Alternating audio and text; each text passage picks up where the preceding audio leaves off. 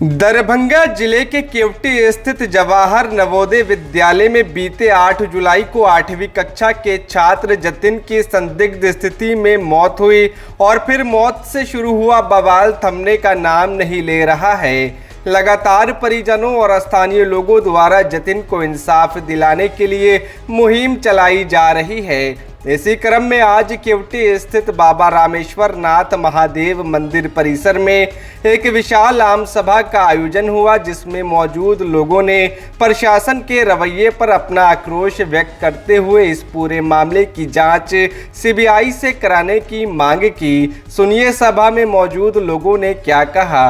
धरना पर भी साथ थे, ठीक है। उन्होंने बताया कि विधानसभा में भी क्वेश्चन उठाया और मुख्यमंत्री उप मुख्यमंत्री को भी लिख के दिए, लेकिन अभी तक उस विषय में उधर से कोई रिपोर्ट नहीं आया हम लोगों को। तो जांच का विषय है और सांसद जी भी गृह मंत्री को लिख के दिए, जो कि हम लोगों को लेटर भेजे, लेकिन अभी भी वहां से भी कोई रिप्लाई नहीं आया।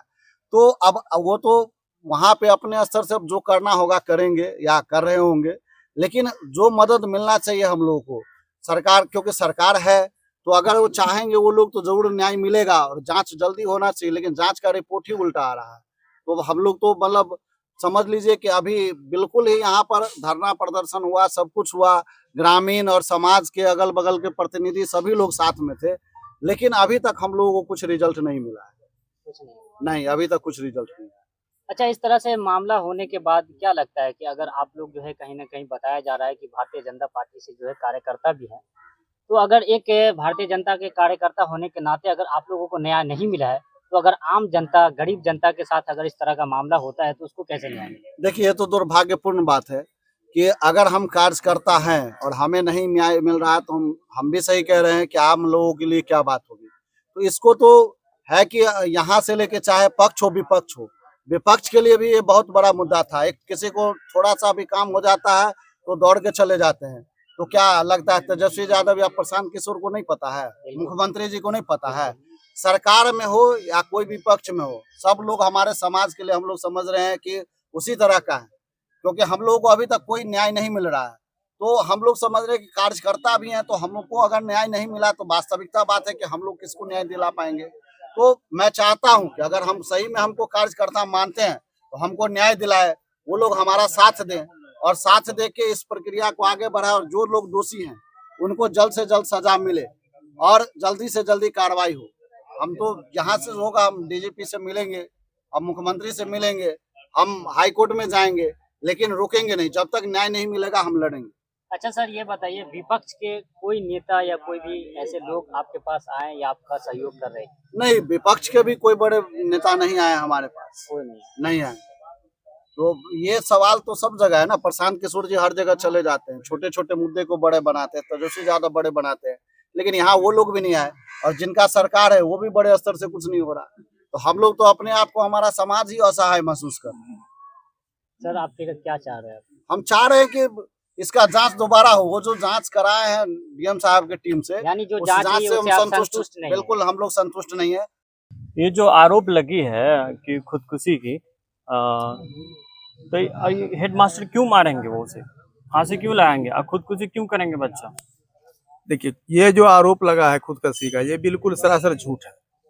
जबकि बच्चा गर्मी की छुट्टी से 3 दिन पहले जो है 3 तारीख को गया ही है, लगातार बच्चे से उनके पिताजी की बात होती थी, माताजी की बात होती थी, उसमें कहीं कोई बात नहीं थी।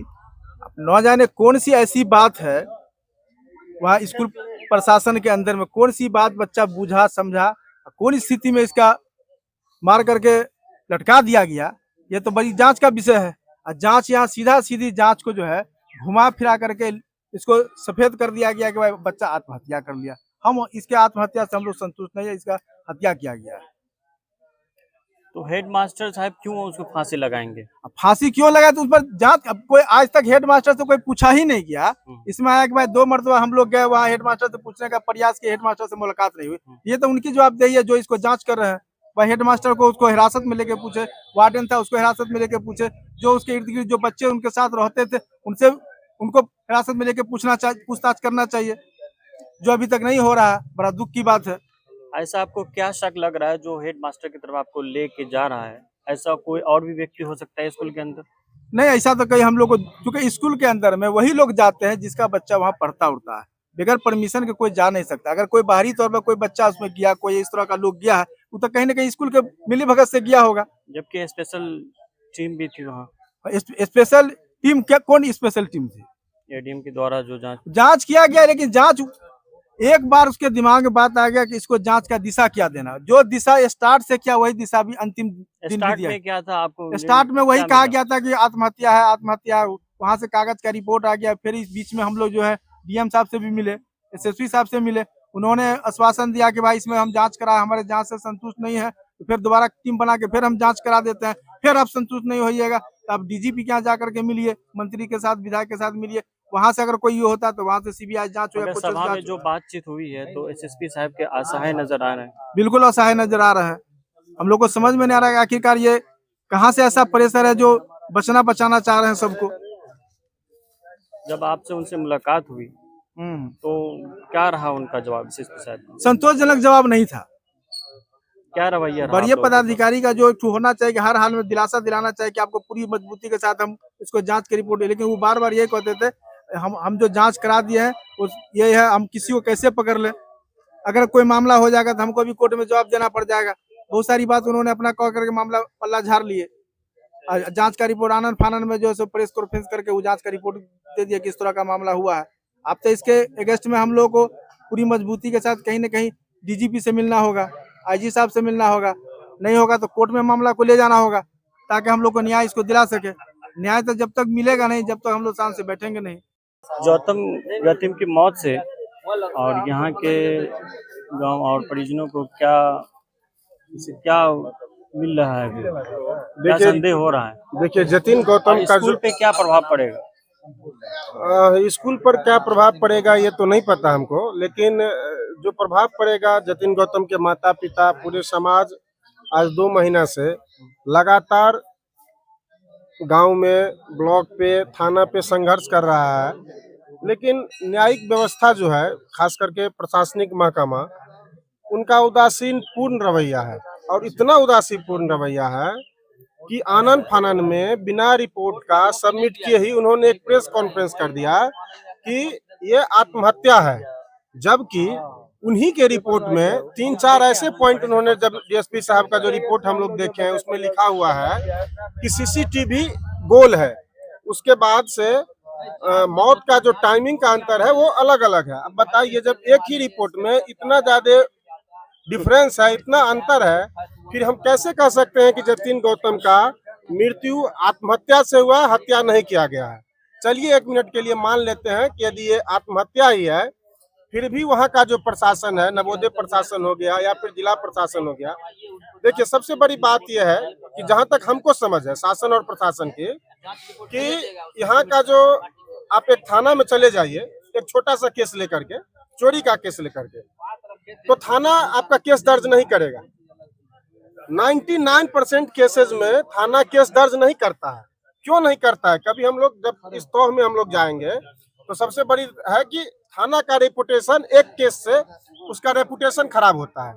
जैसे ही थाना में केस दर्ज होता है तो उस अधिकारी का, उस थाना का रिपोर्ट खराब होता है। और ये बहुत बड़ी साजिश है।